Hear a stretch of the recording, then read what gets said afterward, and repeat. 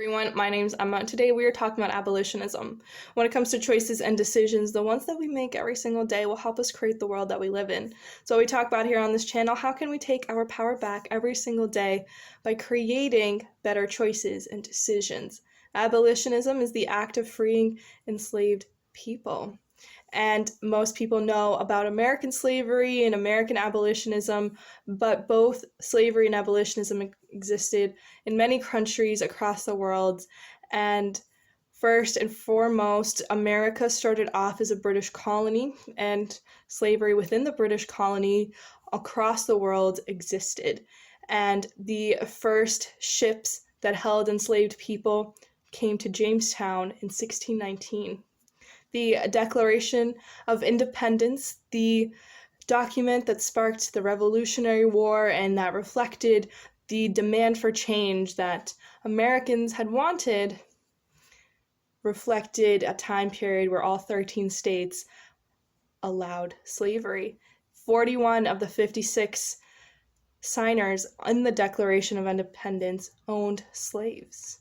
And because of that, the idea of independence and freedom is tied up with the phrase, all men are created equal, which asks this question of us, well, if that was what they believed and wrote, who was considered a man? And we did talk quite a bit about this when we talked about feminism and how the word women and female was defined, but that same mindset and application really does fit with this idea of man and male.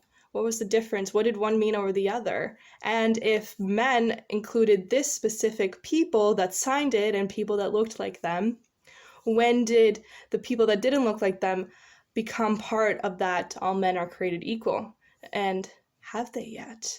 The answer to that question is not a very clear one, and that is why we look at history. That is why we look at what is happening today.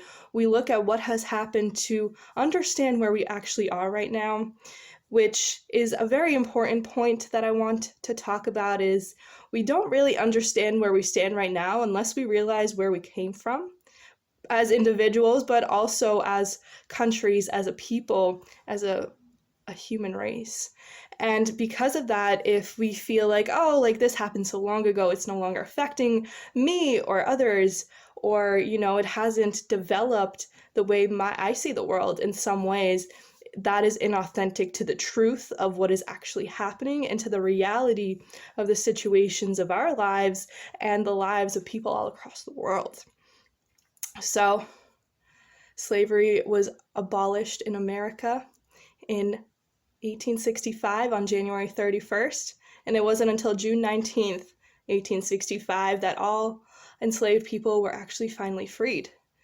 And because of that, there is a movement to celebrate Juneteenth as the June 19th, Juneteenth, that is what it's called, as the day of emancipation. And that is about 6 months after the Emancipation Proclamation was signed.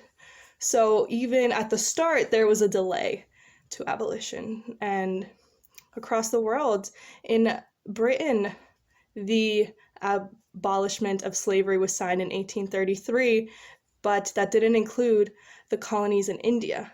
Slavery was allowed to continue there. In France, in 1794, slavery was abolished, but it was brought back into law by Napoleon in 1802 and was then abolished again in 1848. The last country in the Americas was Brazil that abolished slavery in 1888. So when we think about this in these different perspectives, all of these countries now have some sort of understanding that slavery is abolished. There is documents, there is historical evidence, slavery was abolished. But today there's actually more people enslaved in modern slavery than there has ever been in all of history.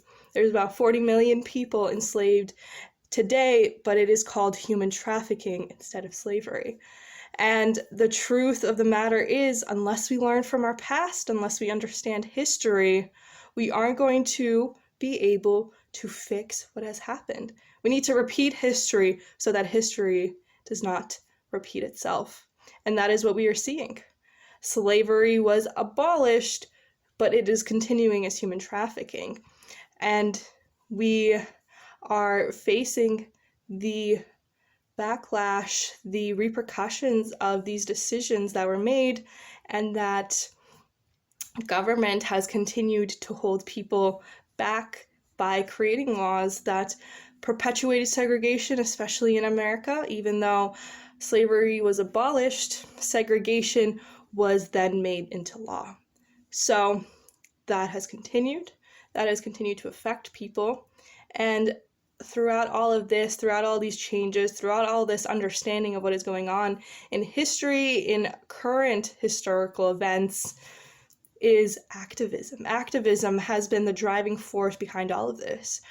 People who stood up and were saying, you know what, this isn't right. There should not be slavery. There should not be anybody enslaved. This isn't okay. People who went against what was the norm of the times were the ones who created change. And it wasn't the vast majority that believed that this shouldn't be happening. It was a very small amount of people who were actively working to change the world and the perspective of the mindset that was forced on many people.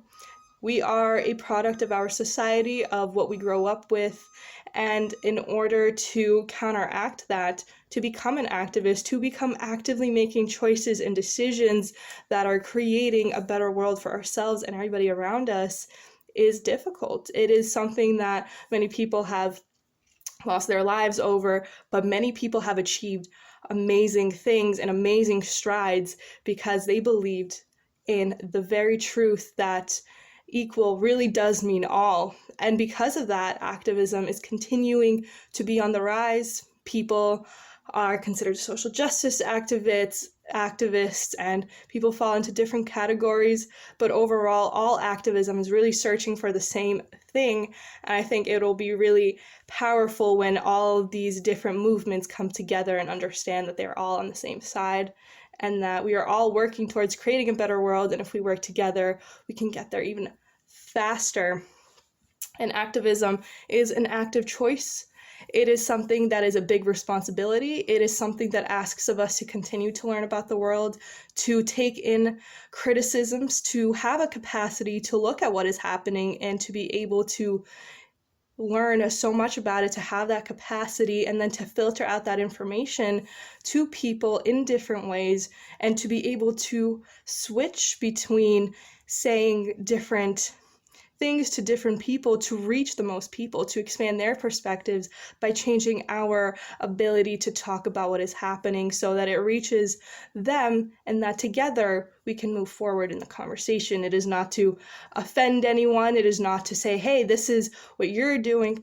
This is all a we. All of us have to come together. All of us have to believe in hope and understand that is through hard work, and that we believe that a better day is on the way. We have to make sure that we are continuing to work towards that. And it is not easy to be an activist, to be able to sit down with this information and constantly seek it, but it is empowering for you and for all the people that you talk to. And understand that with words, we can really change so much. We can really change the lives of so many people, which is why so many amazing activists did, and I'll put a few of them here. All of these people changed the way the world works because they believed in themselves and they kept understanding equality is for all, and all really includes all. And none of us will be able to be completely free until all of us are.